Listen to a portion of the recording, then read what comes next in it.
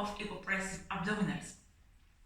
This is part of the program of the wise leader, because you are a wise leader, wise athlete, wise human. How else differently can it be?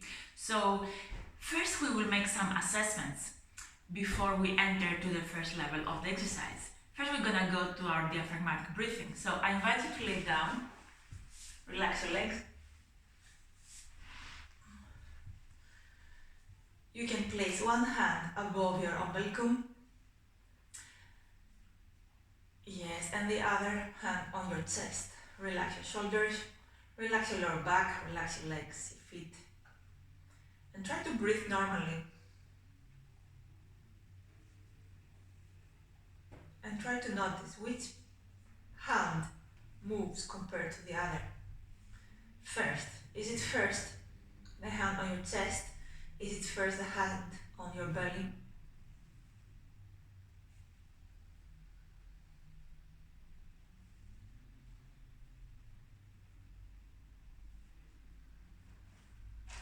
Make your own reality check and assessment.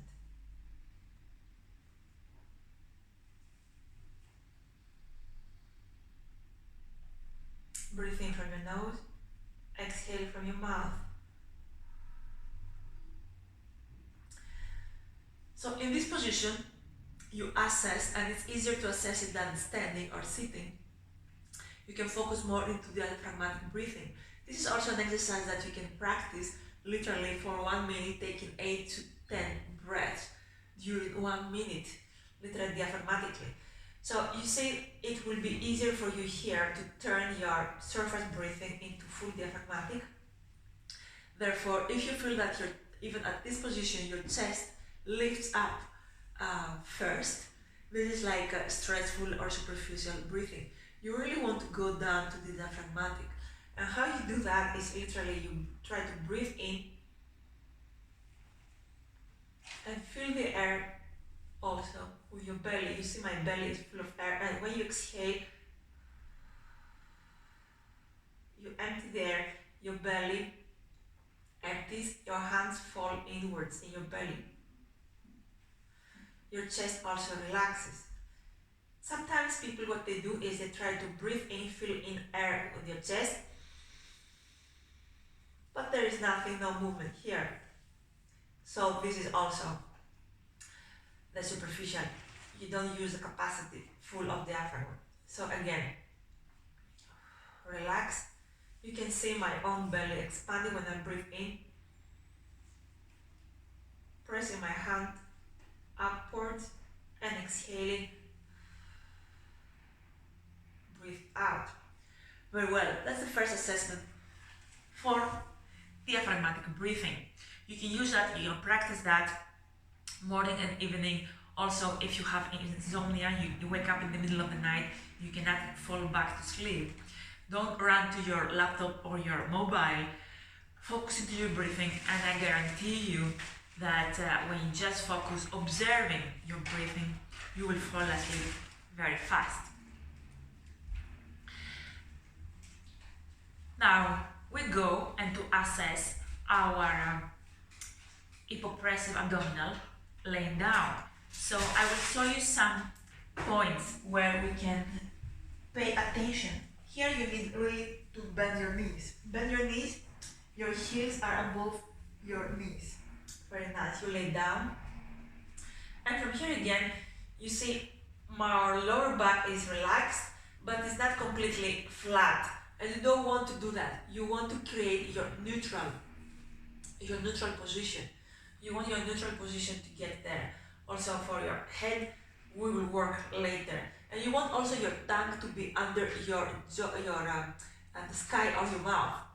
Don't do strange motions with your mouth. Keep it neutral position.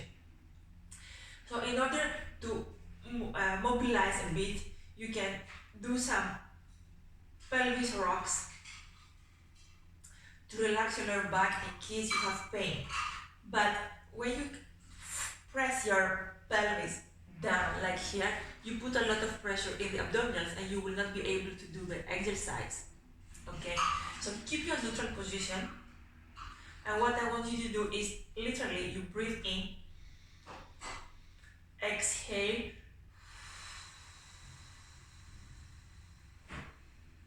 and enter into the apnea. Very nice. And relax. Now I want that you, as you assess if you can do that consecutive motions very well, I want that we do it wrong. We do it wrong, which is like literally breathe in, pressing down your pelvis, squeezing your pelvis, pressing down your lower back, and you do breathe in, squeeze your pelvis, do the apnea, and you see, access how you constrain your muscles and there is not this flow of the movement. We don't want that. I would just want you to feel the notion of how it is wrong when you contract pelvis, really like squeeze, like we do in Kegel exercises, or like when you really get flat on your back. We don't use that in hypopressive training. So from here, you breathe in. Now we did correctly. Breathe in, exhale, empty, empty, empty, and keep the apnea up without flattening your back. Is literally a very nice position to isolate. And you feel a slight notion here, but it's not the squeeze that you were feeling before in your pelvic floor. And you relax. The important thing in the hypopressive is the expansion of the chest on the sides, as we have shown in other videos. So you breathe in. You feel here expanding. You see my belly is full of air, and the second part of the breath in, my chest also lifts. Exhale. Shrink, empty, and then come into apnea. Pull up that zip of that tight trouser. Or imagine that you blow the balloon. Or imagine that you do the apnea for a dive. You close your nose to dive. Hold the apnea and relax. Very nice. Now, two more important points that you can add to perfect that position is your hands in the air, the elbows are off the floor, and your head that tucks in.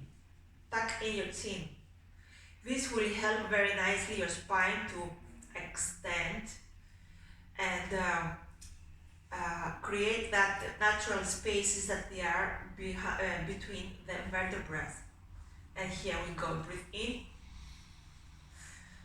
exhale,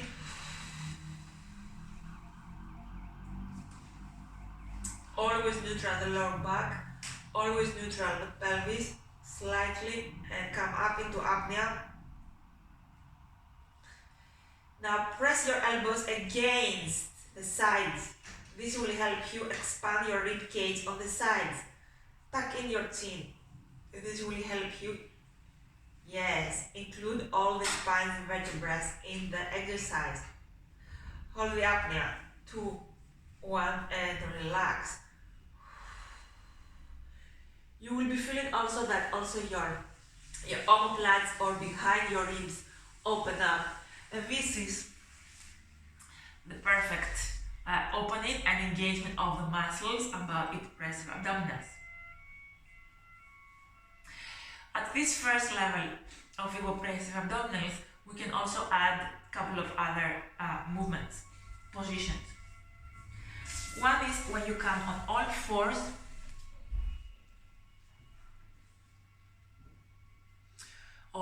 your knees are above your hips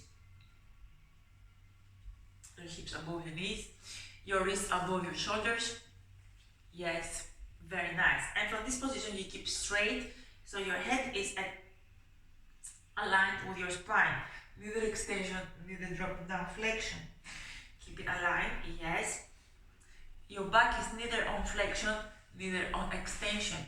Keep flat. And from this position you see my belly, breathing in, exhaling, coming up into apnea,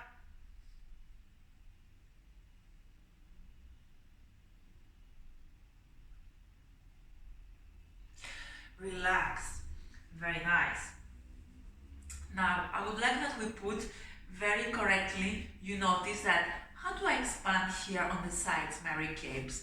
Very good observation if you have done that. Now we will show you how. From here, you turn inwards your fingers. Yes, fingers face the fingers of the other hand.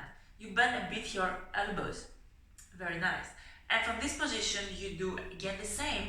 And when you go into the apnea, you press your elbows against sideways. Imagine that I have my hands against your elbows and you press against my hands. This way you feel that your omoplate, your serratus, your ribcage opens up also above here on the omoplate. Shoulder blades. And go again. Bend your elbows slightly into the apnea. Inhale. Exhale. Go into apnea.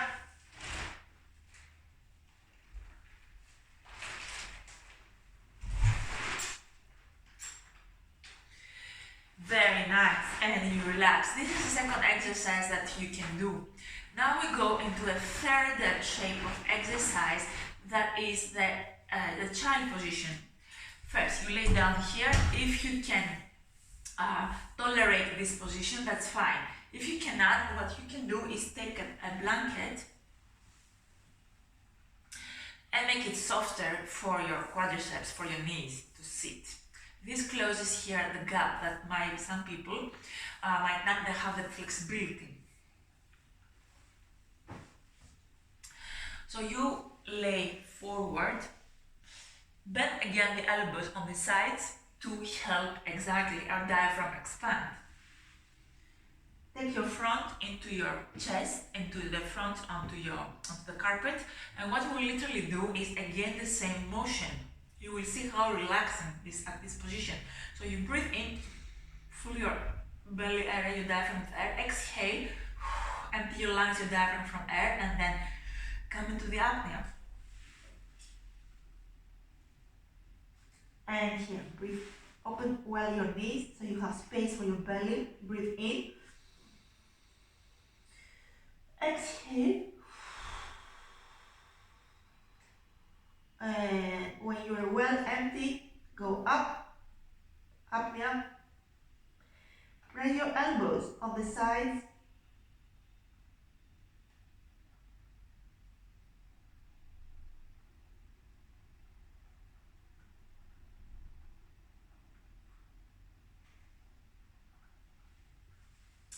And relax. You can come up straight in order to take some deep breaths. Okay, again, there is no pressure or contraction of the pelvic floor. No, you feel that when you do the apnea, inhaling, exhaling, apnea, there is this more concentration of the engagement here on the core and diaphragm, and you have the pelvis that pulls up naturally without contracting.